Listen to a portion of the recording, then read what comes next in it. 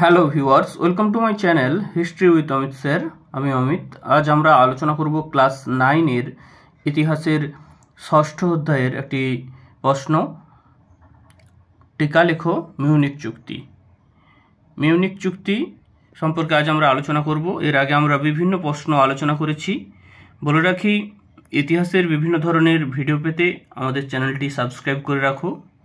Video যদি ভালো লাগে তাহলে লাইক, শেয়ার, কমেন্ট করো, যা আমার পরবর্তী ভিডিও বানানোর পাথেয় হয়ে দাঁড়াবে।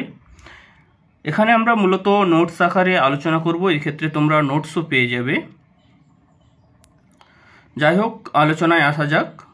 1938 খ্রিস্টাব্দের 29শে সেপ্টেম্বর ব্রিটেনের প্রধানমন্ত্রী চেম্বারলেন, ফ্রান্সের প্রধানমন্ত্রী দালাদিয়ের, ইটালির মুসোলিনি ও জার্মানির হিটলারের মধ্যে জার্মানির মিউনিক শহরে, তাহলে মিউনিক শহরটা কোথায়? জার্মানিতে, সেখানে চুক্তিটা স্বাক্ষরিত হয়েছিল বলে চুক্তির নাম হয়েছে মিউনিক চুক্তি। জার্মানির মিউনিক শহরে যে চুক্তি স্বাক্ষরিত হয় তা মিউনিক চুক্তি নামে পরিচিত। এই মিউনিক চুক্তি তাহলে কাদের মধ্যে স্বাক্ষরিত হলো? না, ব্রিটিশ প্রধানমন্ত্রী চেম্বারলেন আর ফ্রান্সের প্রধানমন্ত্রী দালাদিয়ের, ইতালির মুসোলিনি এবং জার্মানির হিটলারের মধ্যে। এবার আমরা দেখে নেব এই চুক্তির প্রেক্ষাপটটা দেখে নেব। চেকোস্লোভাকিয়ার সুদেতান অঞ্চলের জার্মানরা হিটলারের প্ররোচনায় জার্মানির সঙ্গে অন্তর্ভুক্ত হওয়ার দাবিতে আন্দোলন শুরু করে। হিটলারের প্ররোচনায় তারা জার্মানির সাথে অন্তর্ভুক্ত হওয়ার দাবিতে আন্দোলন শুরু করে। আত্মনিয়ন্ত্রণের দাবিকে সমর্থন করে হিটলার চেকোস্লোভাকিয়ার চেক সীমান্তে সেনা সমাবেশ করেন। হিটলারের ফাঁদে পা দিয়ে ইংল্যান্ডের প্রধানমন্ত্রী চেম্বারলিন তোষণ নীতি অনুসরণ করে হিটলারের সঙ্গে একটি বোঝাপড়ার চেষ্টা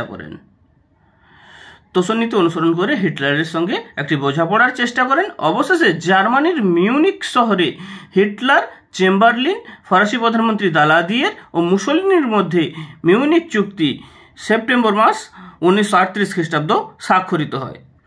এবার দেখে নেব এই চুক্তির শর্তগুলো কি ছিল। দেখে নেব। মিউনিক চুক্তির শর্ত হলো, 1 নম্বরে বলছে সুদেতান অঞ্চল জার্মানির অন্তর্ভুক্ত হবে। 2 নম্বরে বলছে ইংল্যান্ড, ফ্রান্স, জার্মানি ও চেকোস্লোভাকিয়ার প্রতিনিধিরা অবশিষ্ট চেকোস্লোভাকিয়ার সীমানা নির্ধারণ করবে। কারা তাহলে অবশিষ্ট চেকোস্লোভাকিয়ার সীমানা নির্ধারণ করবে? না, ইংল্যান্ড, ফ্রান্স, জার্মানি আর চেকোস্লোভাকিয়ার প্রতিনিধিরা। এই যে সুদেতান অঞ্চল জার্মানির অন্তর্ভুক্ত হবে বলা হয়েছে 1 নম্বরে, সুদেতান অঞ্চলটি হচ্ছে চেকোস্লোভাকিয়ার। এবার আমরা চুক্তির গুরুত্ব দেখে নেব। 1 নম্বর, হিটলারের ইচ্ছা পূরণ। মিউনিক চুক্তির ফলে হিটলারের ইচ্ছা পূরণ হয়। হিটলার জার্মান অধ্যুষিত সুদেতান অঞ্চল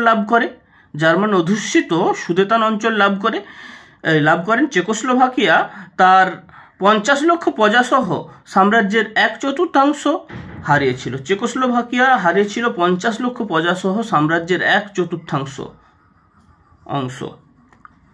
2 নম্বর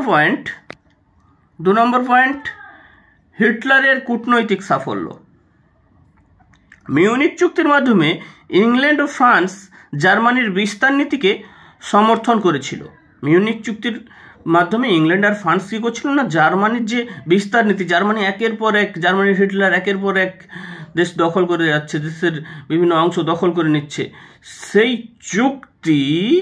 মিউনিক চুক্তির মাধ্যমে জার্মানির বিস্তার নীতিকে সমর্থন করেছিল কারা? না, ইংল্যান্ড এবং ফ্রান্স, যা ছিল জার্মানির কূটনৈতিক সাফল্যের পরিচায়ক। 3 নম্বর পয়েন্ট, সামরিক ও প্রাকৃতিক সম্পদ লাভ। মিউনিক চুক্তির ফলে হিটলার সুদেতান অঞ্চলের সামরিক শক্তি, প্রাকৃতিক সম্পদ ও কারখানাগুলি লাভ করে জার্মানির অর্থনীতিকে মজবুত করে তুলেছিলেন। এবার 5 নম্বর পয়েন্ট গুরুত্বের, রুশ জার্মান অনাক্রমণ চুক্তির প্রেক্ষাপট।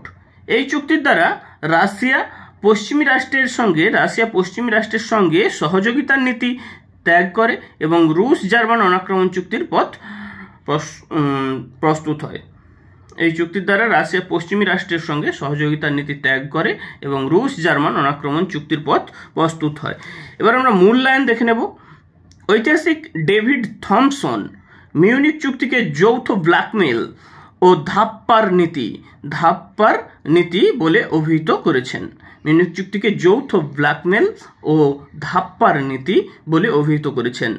মিউনিক চুক্তি ছিল জার্মানির প্রতি ইংল্যান্ড ও ফ্রান্সের তোষণ নীতির চূড়ান্ত নিদর্শন।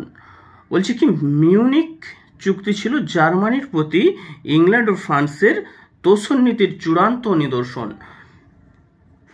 ইংল্যান্ড ও ফ্রান্স জার্মানিকে তোষণ করছিল তখন, মানে তেল মেরে চলা টাইপের আর কি। জার্মানির বিভিন্ন কর্মকাণ্ডকে দেখেও কিছু বলছে না। জার্মানি একের পর এক জায়গা দখল করে নিচ্ছে, বিভিন্ন দেশ দখল করে নিচ্ছে, বিভিন্ন দেশের জায়গা দখল করে নিচ্ছে, সেগুলো দেখেও কিছু বলছে না, জার্মানিকে তোষণ করছে।